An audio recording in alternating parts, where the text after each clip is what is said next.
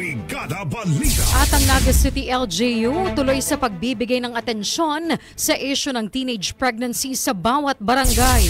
Brigada Joel Jeremias, ibrigada mo.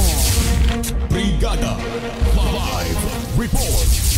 Humarap sa counseling ang mga magulang na may anak na maagang nabuntis na pinangunahan ng ilang mga personel ng City Social Welfare and Development Office. Ipinaliwanag sa mga ito kung paano ang gagawin sa mga anak nilang maagang magiging nanay. Tamang pag-alaga pati na rin sa emosyon ng mga ito. Si Eden San Andres, social worker ng CSWDO, ang isa sa nagbigay na mensahe na ang laman ay yung mga paalala sa pagtrato sa isyong ito.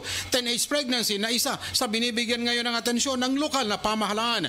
Ayon naman kay Annabel Vargas, head ng CSWDO, tinutulungan ng kanilang opisina ang mga ito tulad ng mga pangangailangan sa pagpa-hospital, medikasyon at maging sa personal na aspeto ng kanilang buhay tulad ng sa emosyon na in charge naman sina San Andres sa seminar, workshop at counseling. And the heart of changing lives, ito si Brigada Joel Jeremias ng 103.1 Brigada News of Naga, the Music and News Authority. Brigada Balita sa tanghali.